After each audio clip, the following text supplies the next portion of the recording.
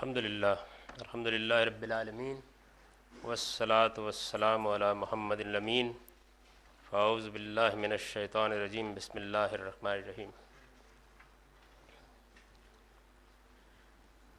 خواتین و حضرات، اس سے پہلی نشست میں ہم یہ مطالعہ کر رہے تھے کہ سنت ابراہیمی کی روایت رسول اللہ صلی اللہ علیہ وسلم کی بعثت سے پہلے کن کن صورتوں میں موجود تھی۔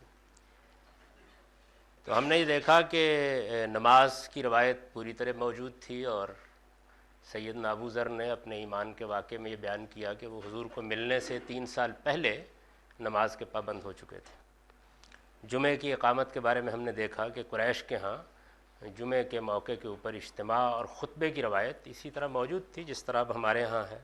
نماز جنازہ کا ذکر بھی ہو گیا، روزے کے بارے میں بھی ہم نے دیکھ لیا۔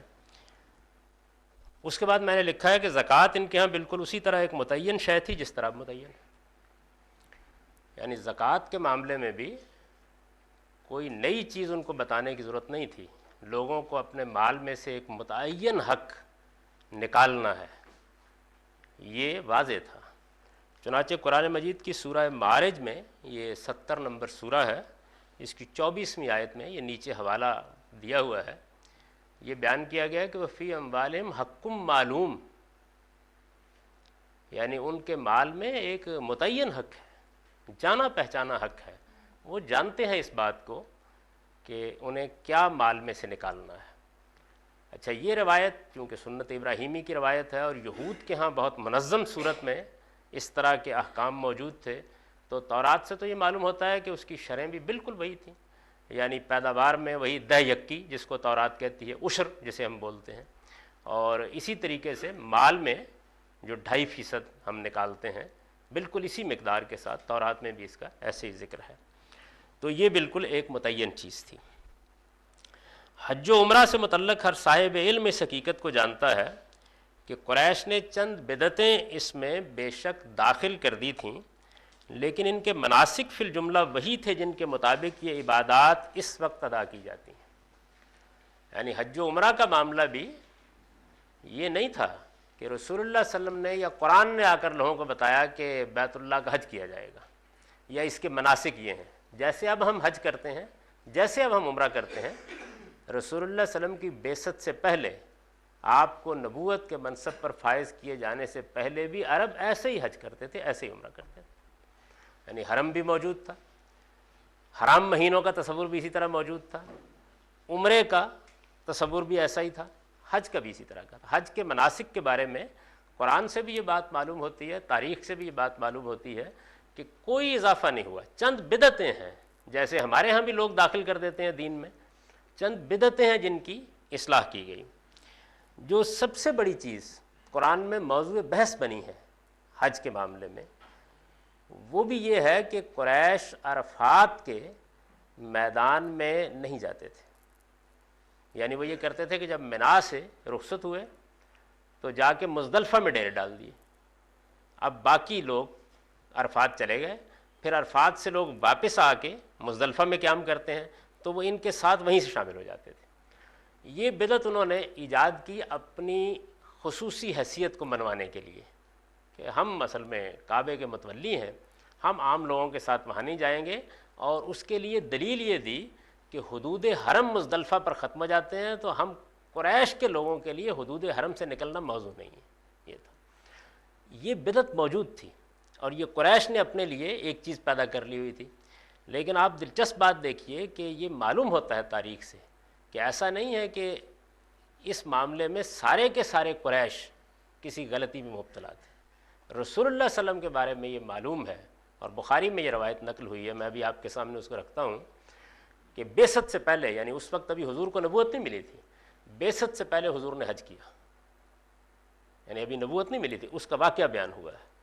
ایک صاحب نے یہ واقعہ بیان کیا ہے جو بعد میں مسلمان ہو گئے اور بڑے صحابہ میں سے، انہوں نے یہ واقعہ بیان کیا ہے کہ جاہلیت کے زمانے میں جب ابھی ان کو نبوت نہیں ملی تھی تو میں عرفات میں ٹھہرا ہوا تھا، وہ قریشی ہیں، معاف کیجیے گا، مزدلفہ میں ٹھہرا ہوا تھا، میرا اونٹ گم ہو گیا۔ تو اب اونٹ گم ہو گیا تو ویسے تو حدود حرم سے نکلنا موضوع نہیں، لیکن اونٹ کو تلاش کرنے تو جانا پڑے گا نا۔ تو یہ اونٹ کو تلاش کرنے کے لیے نکل کھڑے ہوئے. وہ بیان کیا جاتا ہے نا واقعہ فیل کی روایتوں میں کہ عبد المطلب کو بھی کعبے کی اتنی فکر نہیں تھی، اونٹوں کی بہت فکر تھی. تو خیر وہ اونٹ تلاش کرنے کے لیے نکل کھڑے ہوئے. تو وہ کہتے ہیں کہ مجھے خیال ہوا کہ یہ اونٹ کہیں مزدلفہ سے عرفات میں داخل ہو گیا ہے.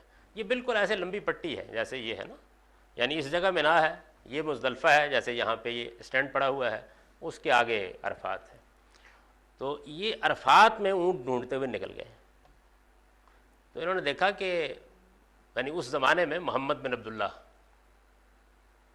وہ حج کے لیے عرفات میں موجود ہیں، یعنی حضور نے اس بدعت میں شرکت نہیں کی. اس کا مطلب یہ ہے کہ عرب واقف تھے اس بات سے، یعنی قریش کے لوگ بھی اس بات سے واقف تھے کہ یہ ایک اس وقت تک وحی تو نہیں آئی تھی، نبوت تو نہیں ملی تھی. تو اس کا ذکر کیا انہوں نے. یہ روایت بخاری میں ہے.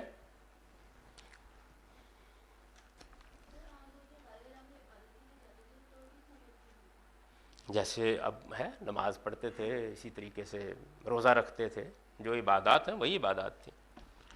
یہ انہوں نے بیان کیا. یہ جبیر ابن مطعم ہیں، یہ کہتے ہیں کہ ازلل تو بیری لی، یعنی میں حج کے زمانے میں اپنا اونٹ کھو بیٹھا.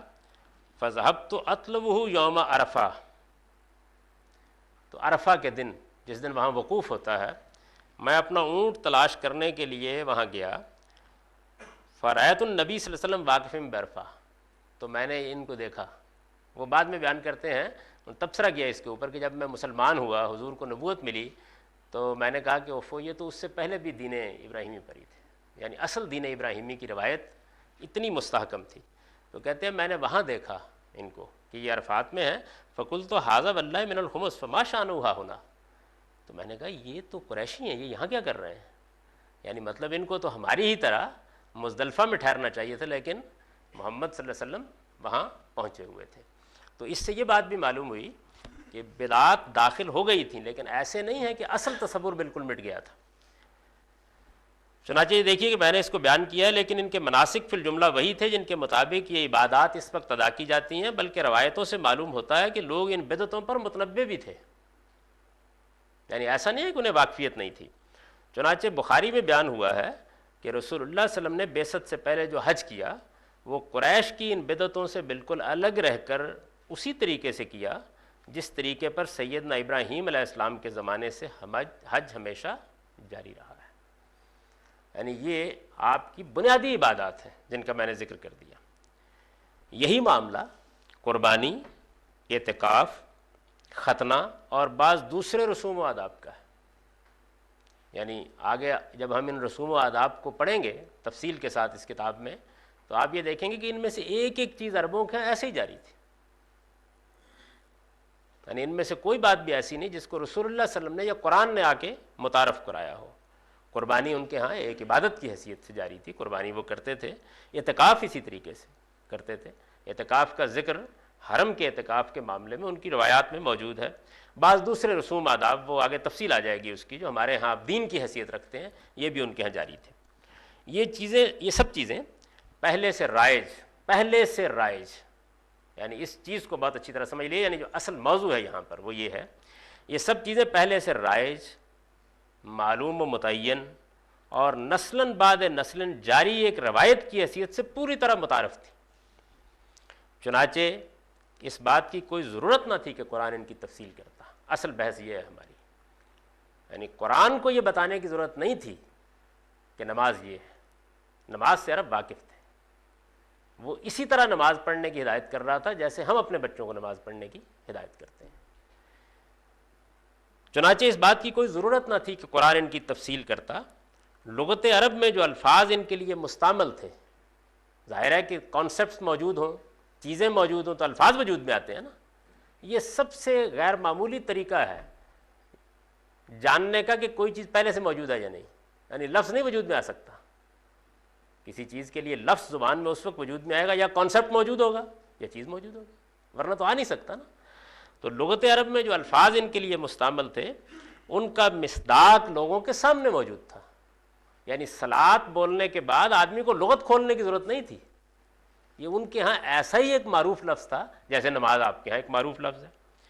قرآن نے انہیں نماز قائم کرنے یا زکوٰۃ ادا کرنے یا روزہ رکھنے یا حج و عمرہ کے لیے آنے کا حکم دیا تو وہ جانتے تھے کہ نماز، زکوٰۃ، روزہ اور حج و عمرہ کن چیزوں کے نام ہیں، اس سے واقف تھے۔ قرآن نے ان میں سے کسی چیز کی ابتدا نہیں کی، قرآن نے ان میں سے کسی چیز کی ابتدا نہیں کی، ان کی تجدید و اصلاح کی ہے۔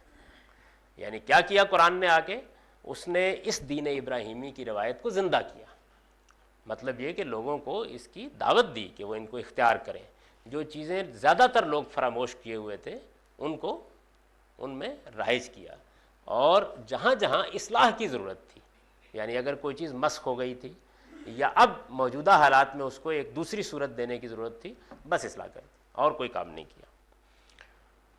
اور وہ ان سے متعلق، یعنی ان چیزوں سے متعلق، نماز کے بارے میں، روزے کے بارے میں، حج کے بارے میں، زکوٰۃ کے بارے میں، وہ ان سے متعلق کسی بات کی وضاحت بھی اسی حد تک کرتا ہے جس حد تک تجدید و اصلاح کی اس ضرورت کے پیش نظر اس کے لیے ناگزیر ہوتی ہے۔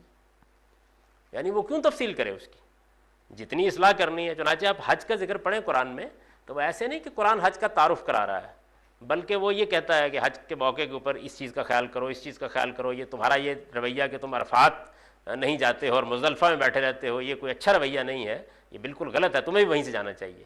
یعنی اس طرح وہ تجدید اور اصلاح کا کام کرتا ہے۔ دین ابراہیمی کی یہ ساری روایت، دین ابراہیمی کی یہ ساری روایت، یعنی پورا دین جو ہے، جو رسول اللہ سے پہلے عرب میں موجود ہے اور جس کے قریش ماننے والے ہیں، جس پر ان کے اچھے لوگ عمل پیرا ہیں، دین ابراہیمی کی یہ ساری روایت جسے اصطلاح میں سنت سے تعبیر کیا جاتا ہے، یہ جو ہم سنت کہتے ہیں یہ اصل میں یہی ہے۔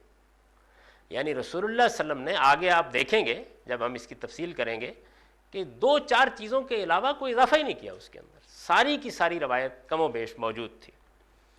قرآن کے نزدیک دین ابراہیمی کی یہ ساری روایت جسے اصطلاح میں سنت سے تعبیر کیا جاتا ہے، قرآن کے نزدیک خدا کا دین ہے، اور اپنے اوپر ایمان لانے والوں کو وہ اسے پورا کا پورا اپنانے کی تلقین کرتا ہے۔ یعنی قرآن مجید باقاعدہ اس کو موضوع بنا کر یہ کہتا ہے۔ یہی وجہ ہے کہ شاہ ولی اللہ نے بالکل ٹھیک یہ لکھا کہ رسول اللہ صلی اللہ علیہ وسلم کوئی نیا دین لے کر نہیں عرب میں آئے تھے، وہ ملت ابراہیمی کے مجدد تھے۔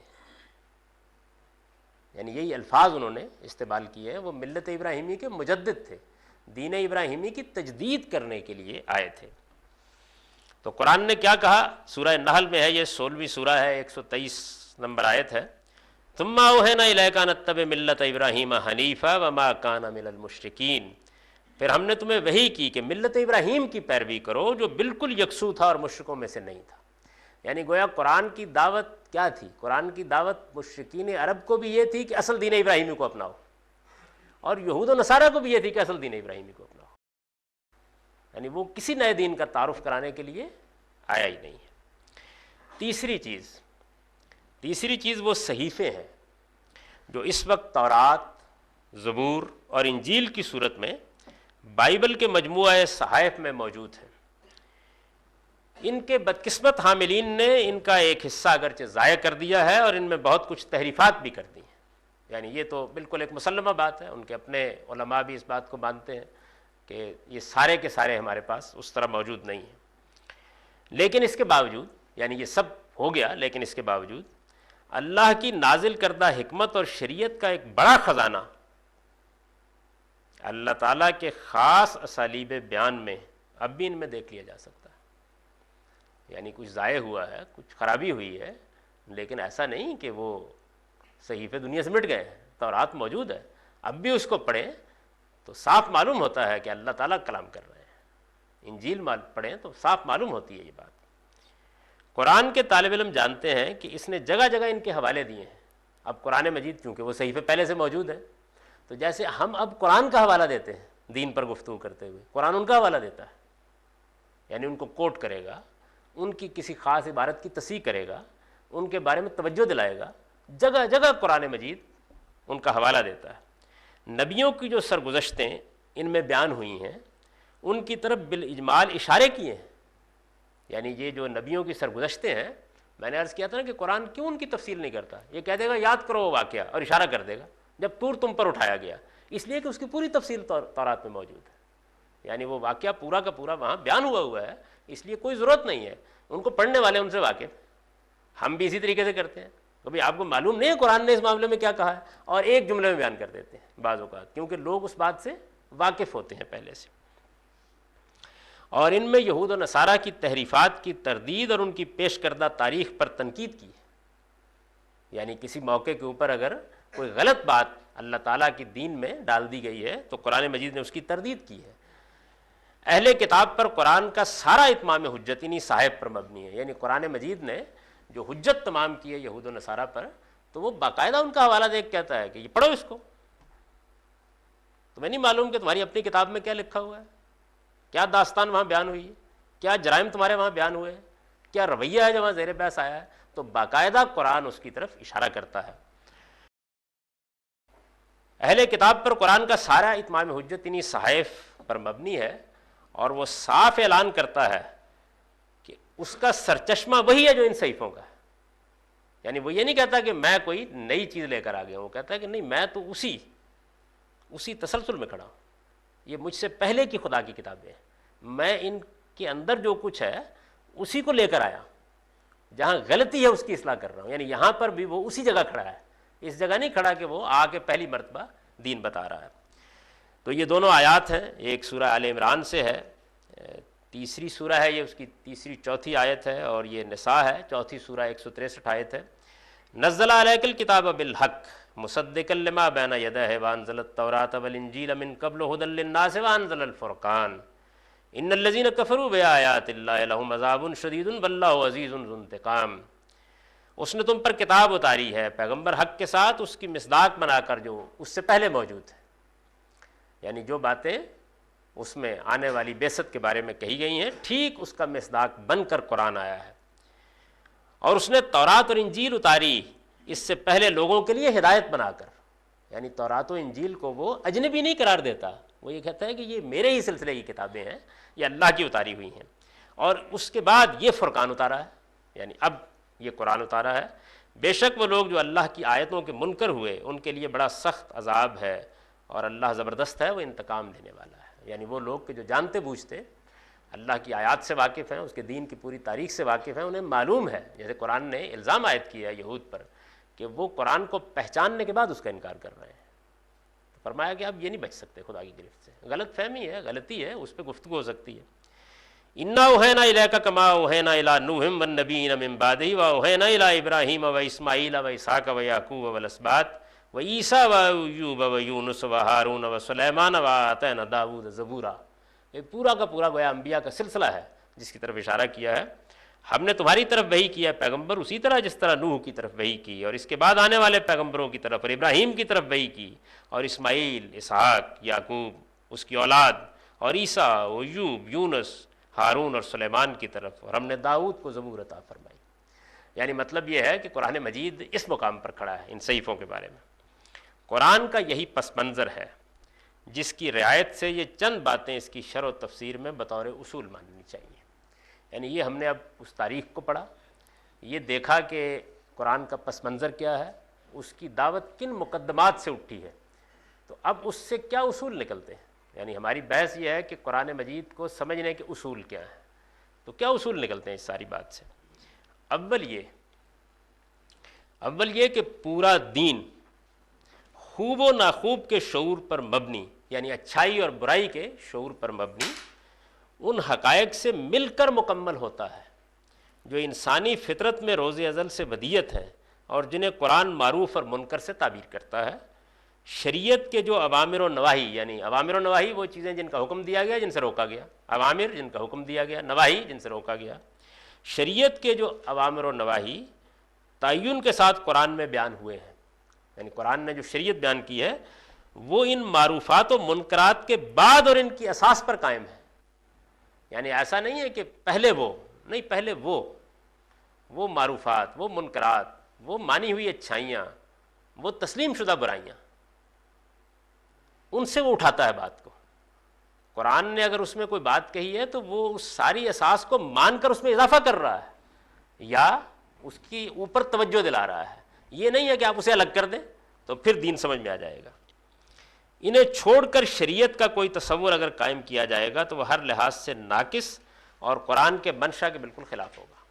یعنی گویا پوری شریعت جو بنتی ہے تو وہ خوب و ناخوب کے اس شعور پر مبنی انسانی فطرت کے احکام سے شروع ہوتی ہے، اور اس کے بعد مثلا یہ کہ قرآن مجید بدکاری کی سزا بیان کر رہا ہے، اسی طریقے سے اور بعض جرائم کے بارے میں متنبع کر رہا ہے، لیکن ان جرائم کا جو شعور ہے کہ وہ جرم ہے وہ موجود ہے انسان کے پاس.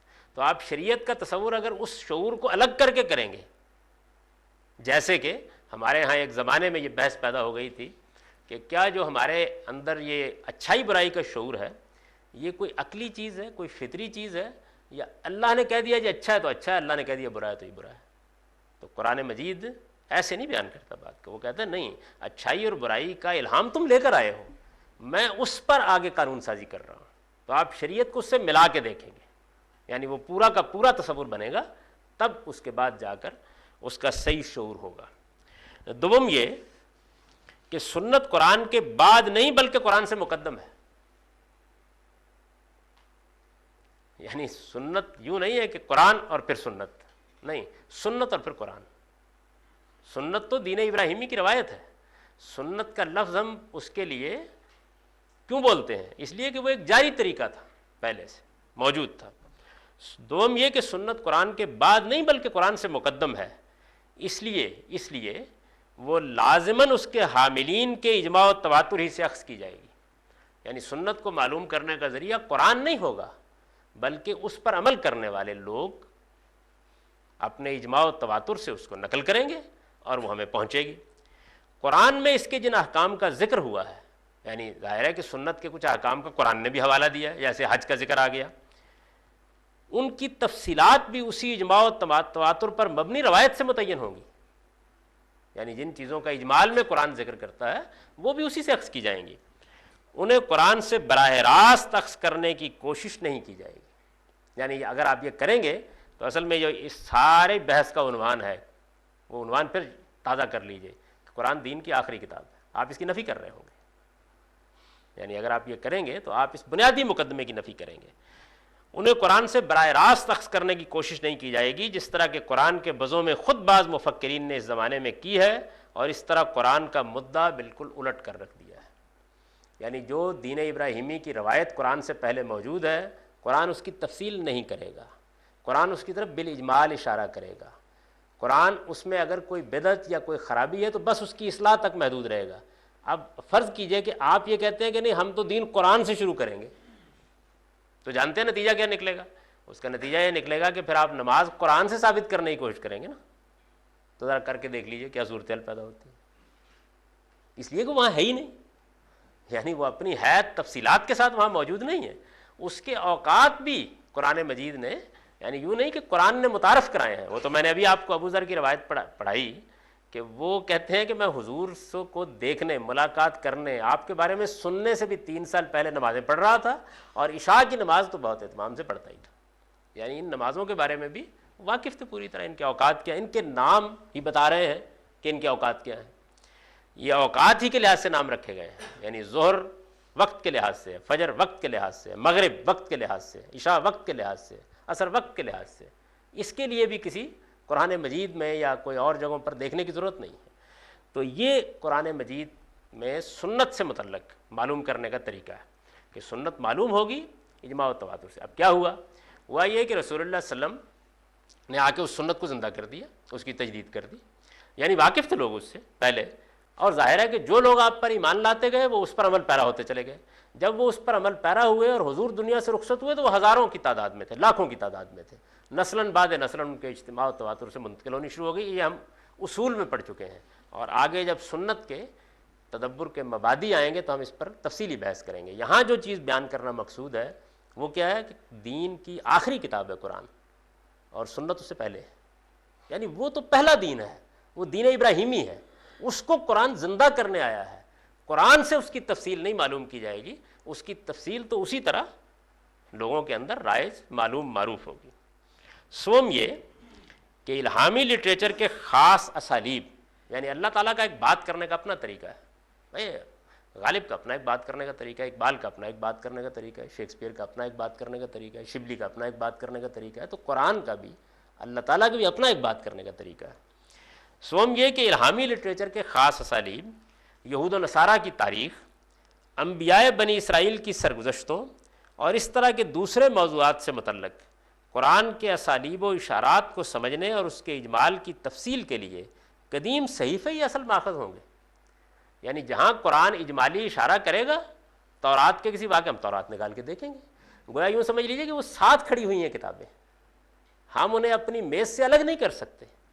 اس لیے کہ آپ سورہ بقرہ ہی کو دیکھ لیجئے تو جگہ جگہ قرآن اس کے اندر جو واقعات تفصیل سے بیان ہوئے ہیں ان کی طرف اشارہ کر دے گا، اور ایسے ذکر کر دے گا کہ بھئی یہ تو آپ جانتے ہیں، معلوم ہے، معروف ہے آپ کو۔ بحث و تنقید کی ساری بنیاد انہی پر رکھی جائے گی۔ اس باب میں جو روایتیں تفسیر کی کتابوں میں نقل ہوئی ہیں اور زیادہ تر سنی سنائی باتوں پر مبنی ہیں، انہیں ہرگز قابل التفات نہ سمجھا جائے گا۔ یعنی ہمارے ہاں عام طور پر جو مفسرین ہیں، تفسیر کے فن کے ماہرین ہیں، وہ چونکہ اس چیز پر پوری طرح متنبع نہیں ہیں تو وہ زیادہ انحصار قرآن مجید کے اجمال کو کھولنے میں سنی سنائی قصوں پر، روایتوں پر کرتے ہیں۔ حالانکہ اسی مقام پر اگر تورات کو نکال کے دیکھیے یا انجیل کو نکال کے دیکھیے تو وہ واقعہ بالکل مبرہن ہو کر سامنے آ جاتا ہے۔ یعنی معلوم ہوتا ہے کہ گویا ایک ایک جزیہ بالکل ٹھیک بیٹھ گیا ہے۔ اور قرآن کیا کرتا ہے، اگر وہ واقعہ بالکل ٹھیک ہے تو اجمال میں اشارہ کر دے گا، اور اگر اس کے اندر کوئی خرابی پیدا کی گئی ہے تو ایسے طریقے سے ذکر کرے گا خرابی کی اصلاح ہو جائے گی، یعنی معلوم ہو جائے گا کہ اس میں یہ غلطی ہوئی ہے۔ چنانچہ آپ مختلف جگہوں پر قرآن مجید میں جو یہ تفصیلی واقعات بیان ہوئے ہیں ان کو نکال کے دیکھیں تو آپ یہ کہیں گے کہ ان کتابوں کو سامنے رکھے بغیر اس اجمال کو تفصیل سے جاننا ممکن نہیں۔ ان موضوعات پر یعنی الہامی لٹریچر کے خاص اسالیب، یہود و نصارہ کی تاریخ، انبیاء بنی اسرائیل کی سرگزشتیں اور اس طرح کے دوسرے موضوعات، ان موضوعات پر جو روشنی قدیم صحیفوں سے حاصل ہوتی ہے اور قرآن کے الفاظ جس طرح ان کی تفصیلات کو قبول کرتے یا ان کی تردید کر کے اصل حقائق کو واضح کرتے ہیں، اس کا بدل یہ روایتیں ہرگز نہیں ہو سکتی۔ اس میں تو جھوٹے افسانے ہیں، قصے ہیں، کہانیاں ہیں۔ وہ جو بنی اسرائیل کے ہاں عام روایتیں تھیں، جیسے ہمارے ہاں ہے نا کہ آپ کسی مسجد میں چلے جائیں دیہات میں تو قصوں اور کہانیوں کی ایک پوری الف لیلہ ہے، سن سکتے ہیں آپ۔ یعنی اس میں ایسی ایسی باتیں بیان ہوتی ہیں کہ آدمی حیران رہ جاتا ہے۔ تو اگر اس کو آپ کتابوں میں نقل کر دیں اور اس سے قرآن سمجھنا چاہیں تو بالکل یہی صورتحال ہمارے یہاں ہو گئے۔ یعنی جو قصے عام طور پر بنی اسرائیل کے ہاں موجود تھے وہ لوگوں نے کتابوں میں لکھ دیے ہیں۔ لوگ قرآن پڑھتے ہیں، اچھا اس میں طور کے اٹھائے جانے کا واقعہ آیا ہے، ایک قصہ اس کے ساتھ بیان کر دیا، واقعہ خضر آیا، ایک قصہ اس کے ساتھ بیان کر دیا۔ اس کا بدل یہ روایتیں ہرگز نہیں ہو سکتی جن سے نہ قرآن کے کسی طالب علم کے دل میں کوئی اطمینان پیدا ہوتا ہے اور نہ اہل کتاب ہی پر وہ کسی پہلو سے حجت قرار پا سکتی ہیں۔ یعنی آپ ان روایتوں کی بنیاد پر اگر بات کریں گے تو اہل کتاب بھی نہیں مانیں گے اس کو، اس لیے کہ وہ اگر مانتے ہیں تو اسی تورات و انجیل کو مانتے ہیں، اسی بائبل کے مجموعے کو مانتے ہیں۔ اور دوسری بات یہ ہے کہ جیسے ہی ان روایتوں کو ہم پڑھتے ہیں تو ان کے اندر اتنے منکرات ہیں کہ اس سے ویسے ہی کسی آدمی کا دل مطمئن نہیں ہوتا۔ اگر آپ اس جگہ پر رکھ کر دیکھیں گے، یعنی قرآن میں جہاں اجمال ہے کسی بنی اسرائیل کے واقعے کا، کسی سرگزشت کا، جہاں اجمال ہے وہاں تورات نکالیے، وہاں زبور نکالیے۔ اب مثال کے طور پر دیکھیے نا، قرآن مجید ایک جگہ یہ کہتا ہے کہ ہم نے زبور میں وَلَقَدْ كَتَبْنَا فِي الزَّبُورِ مِن بَعْدِ الذِّكْرِ أَنَّ الْأَرْضَ يَرِثُهَا عِبَادِي الصَّالِحُونَ، کہ ہم نے زبور میں بار بار کی یاد دہانی کے بعد یہ کہا ہے نا کہ اس زمین کے وارث ایک دن خدا کے صالح بندے ہوں گے۔ اب یہ کیسا حوالہ ہے؟ یعنی زبور میں آپ اس جگہ کو زبور سے نکالیے، جیسے ہی آپ زبور سے اس کو نکالیں گے ایک پوری دنیا ہے، یعنی وہ ایک بہت شاندار مضمور ہے جس کے اندر بار بار یہ الفاظ آتے ہیں۔ یعنی معلوم ہوتا ہے کہ قرآن اس کو کس طریقے سے ریفر کر رہا ہے۔ تو ہم آگے بڑھیں گے تو اس میں بعض چیزیں میں آپ کے سامنے رکھوں گا بھی جب قرآن مجید کا مطالعہ کریں گے کہ کیسے قرآن اس کو واضح کرتا ہے اور کس طرح اسے بیان کرتا ہے۔ تو یہ جو چھٹی چیز تھی یا جو چھٹا اصول تھا یہ پایہ تکمیل کو پہنچ گیا اس کے ساتھ۔ ایک مرتبہ پھر ذہن میں تازہ کر لیجیے اس بات کو کہ یہ اصل میں بحث کیا ہے۔ یعنی بحث یہ ہے کہ قرآن کو اگر آپ دین کی پہلی کتاب مان کے شروع ہوں گے ساری ترتیب الٹ جائے گی۔ قرآن دین کی آخری کتاب ہے، اور جب آخری کتاب ہے تو پھر اس سے پہلے جو کچھ دین ہے اس کے پس منظر میں وہ گفتگو کرے گا۔ جب اس کے پس منظر میں گفتگو کرے گا تو گفتگو کا اسلوب اور ہوگا، بات کا انداز اور ہوگا، پھر اجمال ٹھیک ہے، تفصیل کی ضرورت نہیں، پھر اشارہ ٹھیک ہے، آپ نماز کی فقہ نہیں بیان کریں گے وہاں پہ مثال کے طور پر. پھر حج کے اندر اگر کوئی خرابی ہے تو یہ کافی ہے کہ آپ اس کی اصلاح کر دیں, پھر حج کے مناسک وہاں بیان نہیں ہوں گے. تو یہ ترتیب ملحوظ نہ رکھنے کے نتیجے میں ہمارے ہاں پچھلی صدی میں بڑا غیر معمولی فتنہ پیدا ہوا. یعنی بعض لوگوں نے براہ راست قرآن مجید سے سوچا نہیں ہم کسی اور کو نہیں دیکھیں, قرآن کو دیکھیں گے, اور قرآن سے نماز نکالنا چاہیے, قرآن سے روزہ نکالنا چاہا, قرآن سے حج نکالنا چاہا. جب ان چیزوں کو وہاں سے نکالنا چاہا تو وہاں اس طرف پائی نہیں جاتی. یعنی قرآن مجید تو ان کی طرف اشارہ کر کے چلا جائے گا, اجمال میں بات کر کے چلا جائے گا. تو یہ تین چیزیں قرآن کے طالب علم کو سامنے رکھنی چاہیے. ایک یہ کہ شریعت خوب اور ناخوب, اچھائی اور برائی, خیر اور شر کے اس بنیادی تصور سے جو انسان کے اندر موجود ہے آگے بڑھتی ہے. یعنی آپ اس سے شروع کریں گے, پھر شریعت کا حکم اس کے اوپر ہوگا. دوسرے, دین ابراہیمی کی روایت سنت ہے, یہ قرآن سے مقدم ہے. اور ہمارے ہاں جتنا ڈھانچہ ہے دین کا, نماز, روزہ, حج, زکوٰۃ, یہ بڑی بڑی چیزیں جتنی ہیں, ختنہ, قربانی, اعتکاف اور بہت سی رسوم و آداب, یہ سب پہلے سے چلے آ رہے ہیں. یہ انبیاء علیہم السلام کی سنت ہے. اب میں یہ اصطلاح استعمال کر رہا ہوں, یعنی رسول اللہ کی سنت اس کو اس لیے کہا جاتا ہے کہ حضور نے اس کی تصویب کی ہے, نہ کہ حضور اس کے بانی ہیں. یہ انبیاء علیہم السلام کی سنت ہے, یہ ابراہیمی دین ہے جو پہلے سے چلا آ رہا ہے. حضور نے اس کی اصلاح کی ہے, اس کی تجدید کی ہے. گویا دین کی ایک اللہ تعالیٰ کے ہاں اس دنیا کی تخلیق کے پہلے دن سے چلنے والی پوری روایت پس منظر میں کھڑی ہے, اور اس میں قرآن ہم سے گفتگو کر رہا ہے. تو یہ روایت پہلے بھی لوگوں کے پاس تھی, اور یہ روایت رسول اللہ صلی اللہ علیہ وسلم کے بعد بھی اس امت کے اجماع اور تواتر میں ہے, نہ کہ قرآن میں. قرآن اس کی طرف اشارہ کرے گا. اس ترتیب کو نہ ملحوظ رکھنے کے نتیجے میں اب ظاہر ہے کہ ایک عام آدمی کے سامنے آپ رکھ دیتے ہیں اور کہتے ہیں دیکھیں جی کمال ہے, یہ لوگ کہتے ہیں نماز پڑھو, روزہ رکھو, حج کرو, قرآن میں تو ان کا کوئی تفصیلی ذکر ہی نہیں ہے. قرآن میں تو ان کا کوئی ذکر نہیں ہے. اسی بات ٹھیک ہے, کوئی تفصیلی ذکر نہیں ہے. یعنی نماز کے حج کے معاملے میں پھر چلے 5-7 چیزوں میں چونکہ بدعتیں شامل تھیں تو ذرا تفصیل میں ذکر آ گیا ہے. نماز کے بارے میں تو سوائے اس کے کچھ اوقات کی طرف اشارے کر دیے گئے ہیں, کچھ بھی نہیں. بس نماز پڑھو, نماز کا اہتمام کرو, جگہ جگہ اس کی تاکید آئی ہے. تو وہ ساری کی ساری سنت ہے, اور وہ سنت قرآن سے مقدم ہے. میں یہ عرض کر رہا ہوں, یعنی وہ قرآن سے پہلے ہے. آپ اس کو پہلے اجماع و تواتر سے اخذ کر کے قرآن پڑھیں گے تو پھر واضح ہوگا نا کہ قرآن مجید ان کے بارے میں کیا کہہ رہا ہے. البتہ جہاں خرابی تھی اس کی قرآن نے اصلاح کر دی.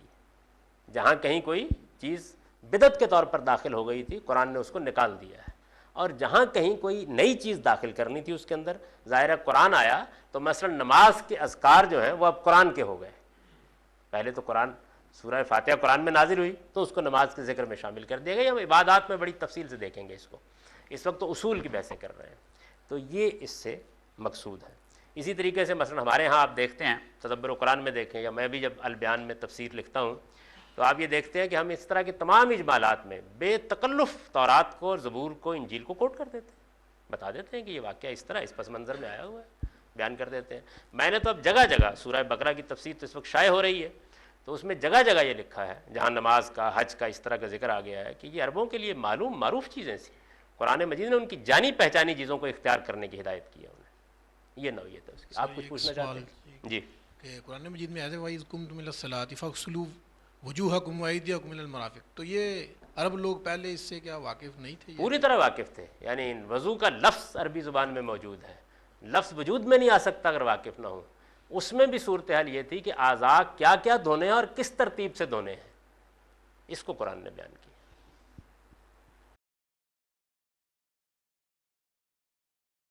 تو یہ بظاہر تو ایک بڑی سادہ سی چیز لگتی ہے, یعنی یہ جو ہم نے باب پڑھا دین کی آخری کتاب, میں نے اس کو عنوان یہ قائم کیا نا اپنی کتاب میں, دین کی آخری کتاب. تو دین کی آخری کتاب کا مطلب ہے ایک, یعنی اس سے اصل میں پورے استدلال کی بنا الٹ جاتی ہے. آپ اگر دیکھیں ہمارے یہاں غلام احمد پرویز صاحب اس نقطہ نظر کے علمبردار تھے کہ ہم کو پورا دین قرآن مجید سے اخذ کرنا ہے. ان کے اور مولانا مودودی صاحب کے مابین بڑی مشہور بحث ہوئی ہے سنت کی آئینی حیثیت میں. وہ ساری بحث, یعنی وہ اتنی موٹی کتاب ہے. بحث کے پھیلنے کی وجہ کیا ہے؟ اس اصول سے ناواقفیت. یعنی ورنہ بحث 2 گھنٹے میں ختم ہو جاتی اور 2 صفحوں میں ختم ہو جاتی.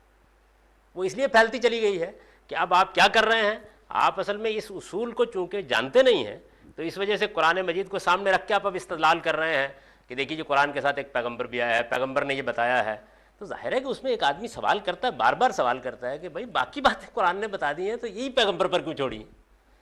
تو میں نے آپ سے عرض کیا کہ یہ بہت غیر معمولی اور بنیادی بات ہے، اس کو بہت اچھی طرح ذہن نشین کر لیجئے کہ قرآن دین کی آخری کتاب ہے، اس لیے وہ ان تمام چیزوں کی وضاحت نہیں کرتا، اسے نہیں کرنی چاہیے۔ معلوم اور معروف چیزوں کی وضاحت کرنا یہ بلادت ہے، اس نے نہیں کیا، اور سنت اخذ کی جائے گی قرآن سے نہیں، اسی اجماع و تواتر سے، اور وہ قرآن سے مقدم ہے۔ جی سر، قرآن جو ہے اس کی حیثیت میزان اور فرقان کی ہے، یہ بنیادی مقدمہ ہم لے کے چلے ہیں۔ جی تو اب ہم نے جب سنت کو مقدم قرار دے دیا تو پھر اس کی وہ بنیادی حیثیت پہ کوئی پرابلم تو نہیں پیدا ہوتا؟ مقدم کا مطلب یہ ہے کہ وہ تاریخی لحاظ سے اس سے پہلے ہے۔ میزان اور فرقان تو کھڑی ہے، قرآن کہہ دے گا یہ بات غلط ہو جائے گی۔ میزان فرقان کا مطلب تو یہ ہے کہ وہ جس چیز کو غلط قرار دے دیا اس نے، یعنی عربوں میں حج کی روایت کے اندر جو غلطی موجود تھی اس نے کہا اس کی اصلاح کرو، ہو گئی، یعنی اب کوئی چیز اس پر کھڑی نہیں ہو سکتی۔ مقدم ہونے کا مطلب وہ تاریخی لحاظ سے اس سے پہلے کھڑی ہے، اس کے معنی یہ ہے، برتر نہیں مقدم کا مطلب، وہ اس سے پہلے کھڑی۔ میزان اور فرقان تو وہ ہے، فیصلہ وہی کرے گا۔ جی سنت کیا ہے آپ کا سوال یہ ہے؟ ہاں یہ آئے گا زیر بحث، آگے ایک پورا باب آ رہا ہے یعنی مبادی تدبر سنت کا، اس میں بھی آپ دیکھیں گے کہ میں نے جس زاویے سے اس ساری بحث کو دیکھا ہے وہ بالکل منفرد طریقہ ہے اس سارے معاملے کو دیکھنے کا، لیکن اس کو ہم اس موقع پر پڑھیں گے۔ اب جناب تدبر قرآن کے مبادی میں ابھی کتنا وقت ہے ڈاکٹر صاحب؟ 13 منٹ ہے ابھی، تو اچھے طالب علموں کی طرح تھوڑا اور پڑھ لیجئے۔ ساتویں چیز کیا ہے؟ یعنی یہ بات طے کرنی چاہیے کسی کتاب کو پڑھتے ہوئے، یہ دیکھیے نا کہ یہ جو اصول ہم نے دیکھا دین کی آخری کتاب، تو یہ کتاب کو پڑھتے وقت آپ کے سامنے رہنا چاہیے۔ اگر یہ نہیں ہے سامنے تو آپ خلجان میں مبتلا ہوں گے نا۔ اصل میں یہاں جو چیزیں بیان کی جا رہی ہیں وہ کتاب کا ایسا تعارف ہے کہ اگر آپ ایک کتاب کو پڑھنے کے لیے اسے کھولتے ہیں تو آپ کو معلوم ہو کہ آپ کس نوعیت کی کتاب پڑھ رہے ہیں۔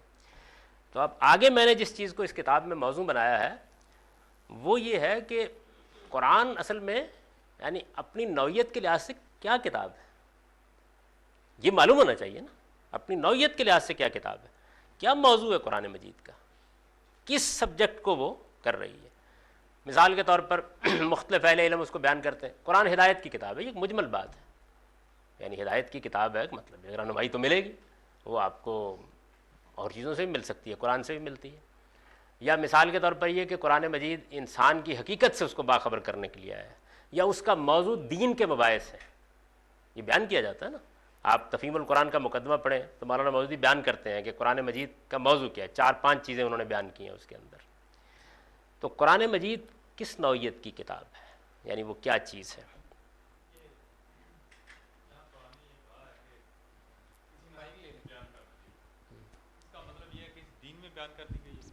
یہ آیت آئے گی انشاءاللہ، اس پہ گفتگو کریں گے، یعنی یہ آیت بھی آئے گی قرآن مجید جب پڑھیں گے ہم تو اس پہ پوری گفتگو کریں گے۔ میری جو گزارش ہوتی ہے وہ یہ ہے کہ جو بات اس وقت زیر بحث ہے اس کے سمجھنے میں جو دقت ہے اس پہ سوال کیجیے۔ اگر ہم کسی دوسری بحث میں چلے گئے تو پھر اس کا نتیجہ یہ نکلے گا کہ وہ لاتائل بحث شروع ہو جائے گی۔ پیغمبر کی سرگزشت انذار، یعنی 7ویں اصول کا عنوان میں نے قائم کیا ہے پیغمبر کی سرگزشت انذار۔ 7ویں چیز یہ ہے کہ اپنے مضمون کے لحاظ سے قرآن ایک رسول کی سرگزشت انذار ہے، میرے نزدیک یہ ہے صورتحال۔ یعنی ایک پیغمبر مبعوث ہو گیا ہے، اس پیغمبر نے اپنی قوم کو انذار کیا ہے، خبردار کیا ہے، جو پیغمبروں کا کام ہے۔ ہم یہ آیت سن چکے ہیں نا کہ کان الناس امۃ واحدہ فبعث اللہ النبیین مبشرین و منذرین، لوگ دین کے معاملے میں بالکل ایک جگہ پر کھڑے تھے، اس میں اختلافات پیدا ہوئے تو اللہ نے پیغمبر بھیجے، کیا کرتے ہوئے؟ لوگوں کو بشارت دیتے ہوئے اور انذار کرتے ہوئے۔ تو رسول اللہ صلی اللہ علیہ وسلم پیغمبر کی حیثیت سے مبعوث ہوئے، آپ نے اپنی قوم کو انذار کیا، خبردار کیا۔ یہ انذار آپ نے جیسے کیا وہ قرآن میں محفوظ کر دیا بس۔ یعنی ایسا نہیں ہے کہ قرآن دین کی کتاب ہے اس طرح سے کہ ایک باب پہلے آپ کھولیں توحید پہ ہوگا، پھر اس کے بعد رسالت پہ ہوگا، پھر قیامت پہ ہوگا، پھر شریعت کے مباحث زیر بحث آ جائیں گے، ایسا نہیں ہے۔ قرآن اس نوعی آپ اس سے واقف نہ ہوں تو پھر آپ یہ جان نہیں سکیں گے۔ اس میں دیکھیے ہم اس کے اصول نکالیں گے اس کے اندر سے۔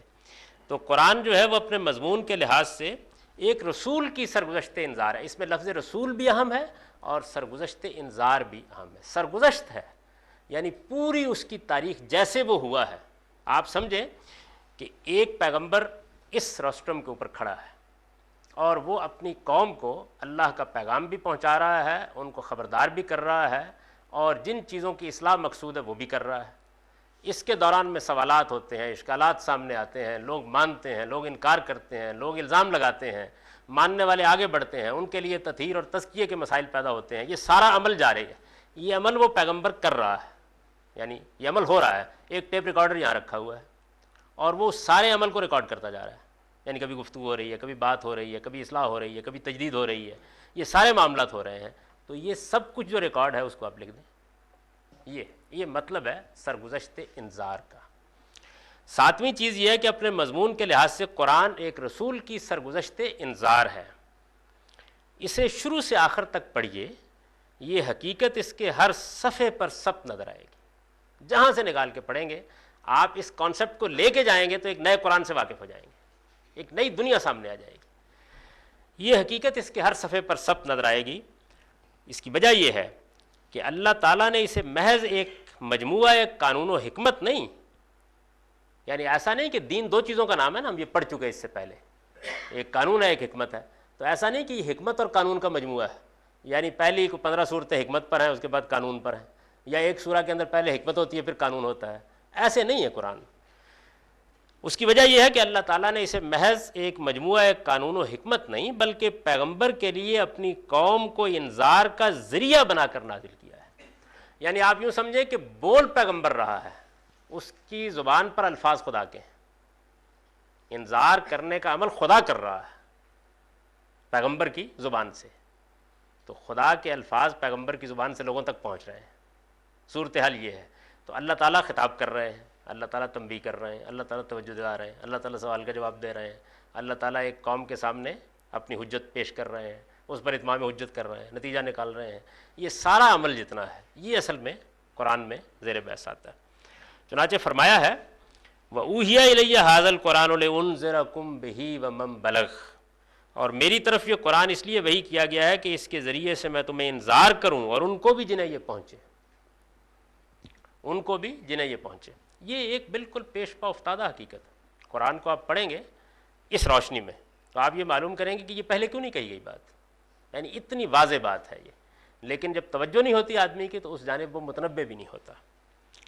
نبی صلی اللہ علیہ وسلم سے متعلق معلوم ہے کہ آپ نبوت کے ساتھ رسالت کے منصب پر بھی فائز تھے، یعنی رسول اللہ کے بارے میں ہم یہ جانتے ہیں کہ آپ صرف نبی نہیں تھے، اس کے ساتھ رسول بھی تھے۔ اللہ تعالیٰ جن لوگوں کو خلق کی ہدایت کے لیے مبعوث فرماتے ہیں اور اپنی طرف سے وحی و الہام کے ذریعے سے ان کی رہنمائی کرتے ہیں انہیں نبی کہا جاتا ہے، لیکن ہر نبی کے لیے ضروری نہیں ہے کہ وہ رسول بھی ہو۔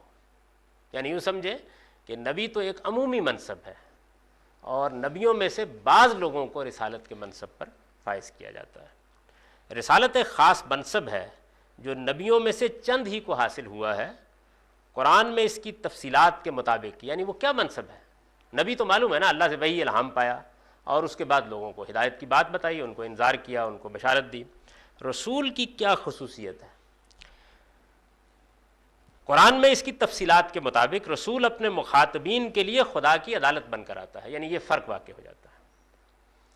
جب کبھی کسی رسول کو، جب کسی نبی کو رسول بنا کے کھڑا کر دیا جاتا ہے تو اس کا ایک مطلب ہے، اس کا مطلب یہ ہے کہ اب زمین پر اس قوم کے لیے خدا کی وہ عدالت جو قیامت میں لگنی ہے لگ گئی، یعنی جو عدالت قیامت میں ہم سب کے لیے لگنی ہے وہ اس وقت اس قوم کے لیے لگ گئی عدالت۔ اپنے مخاطبین کے لیے خدا کی عدالت بن کر آتا ہے اور ان کا فیصلہ کر کے دنیا سے رخصت ہوتا ہے۔ یعنی نبی دعوت پہنچا کے چلا جائے گا، آپ نے مانا مان لیا، نہیں مانا نہیں مانا، ہو سکتا ہے آپ نبی کو مار کے فارغ ہو جائے، لیکن رسول اس طرح نہیں جاتا۔ یعنی وہ عدالت لگاتا ہے، عدالت میں مجرموں کو مجرم ٹھہراتا ہے، جن کو بری ہونا ہے ان کی برات کا فیصلہ سناتا ہے، اور اس کے بعد مجرموں کو سزا دے کے جاتا ہے دنیا میں۔ یہ مطلب ہے عدالت لگانے کا۔ یعنی وہ جب آتا ہے تو وہ گویا اس قوم کے لیے وہی عدالت لگا دیتا ہے جو قیامت میں کیا ہونا ہے۔ سارے لوگ اٹھیں گے تو قرآن کہتا ہے نا کہ پہلا کام کیا کیا جائے گا؟ پہلا کام یہ کیا جائے گا کہ ان کو الگ الگ کیا جائے گا، یعنی اٹھیں گے، سب قبروں سے اٹھ کھڑے ہوں گے، اذا بوسر ما فی القبور۔ اب اللہ تعالیٰ کیا کریں گے؟ ان کو الگ الگ کریں گے، یہ صالحین ہیں، یہ سابقین ہیں، یہ اصحاب الیمین ہیں، یہ اصحاب الشمال ہیں، یہ دوزخ میں جانے والے ہیں، ان کے نامہ اعمال میں ملی جلی چیزیں ہیں، ان کے لیے میزان لگانی ہے، یہ بری ذمہ ہے۔ یہ ہوگا نا پہلے، اس کے بعد ہی فیصلہ سنایا جائے گا، جیسے عدالت کرتی ہے۔ تو یہ جو عدالت ہے یہ چھوٹے پیمانے پہ، وہ تو ظاہر ہے کہ عدالت کبریٰ ہوگی۔ عدالت کبریٰ، دو لفظ آپ اس کتاب میں دیکھیں گے میں استعمال کروں گا، یا عدالت اس کے لیے یا دینونت۔ یہ دینونت جو ہے یہ یوم الدین جیسے ہے نا، جزا و سزا، یعنی جزا و سزا یا عدالت جو قیامت میں ہونی ہے وہ چھوٹے پیمانے پر دینونت صغریٰ یا عدالت صغریٰ یا قیامت صغریٰ گویا برپا ہو جاتی ہے۔ یہ جب بھی کوئی رسول آتا ہے تو یہ ہوتا ہے۔ اچھا، یہ فیصلہ کیسے ہوتا ہے؟ قرآن بتاتا ہے کہ رسولوں کی دعوت میں یہ فیصلہ انذار عام، اتمام حجت اور ہجرت و برات کے مراحل سے گزر کر صادر ہوتا ہے۔ یعنی اس کے مراحل کیا ہوتے ہیں، کیسے یہ عدالت لگتی ہے؟ پیغمبر پہلے انذار کرتا ہے، خبردار کرنے کا کام کرتا ہے، اور یہ کام جو ہوتا ہے یہ الگ الگ ہوتا ہے۔ مطلب یہ ہے کہ آپ سے دوستی ہے، آپ کو خبردار کیا، آپ سے تعلق ہے، آپ کو خبردار کیا، یہ پہلا مرحلہ ہوتا ہے۔ ہم جب یہ اسی کتاب میں آگے جو اس کا باب آئے گا قانون دعوت، تو اس میں ان سب چیزوں کی بڑی تفصیل دیکھیں گے۔ رسول اللہ کی دعوت پر اس میں ایک پورا باب ہے۔ دوسرا مرحلہ کیا ہے؟ انذار عام کا، یعنی اب اس کو حکم دیا جاتا ہے کہ اب قوم کو آپ عمومی انذار کریں، یعنی باہر نکل کر کھڑے ہو کر انذار کریں، جو بھی ذرائع اس زمانے کے موجود ہوں۔ حضور اس میں صفا کی پہاڑی پر چڑھے، حضور اس میں بیت اللہ میں گئے، حرم میں کھڑے ہوئے، تو انذار عام کے نتیجے میں اللہ کی حجت تمام ہو جاتی ہے۔ یعنی گویا بات اس درجے میں واضح ہو جاتی ہے کہ اس کے بعد کسی کے لیے انکار کی گنجائش نہیں رہتی۔ کیسے واضح ہوتی ہے یہ بھی ہم قانون دعوت میں دیکھیں گے، یہاں چونکہ اجمالی اشارہ ہے۔ اس کے بعد رسول سے کہا جاتا ہے کہ اب آپ اس قوم سے نکلیے، یعنی آپ کے ہوتے ہوئے قرآن نے کیا دل نواز الفاظ استعمال کیے ہیں، ما کننا معذبین وانت فیہم، آپ کے اندر ہوتے ہوئے کیسے عذاب دے دیں؟ آپ نکلیں نا باہر۔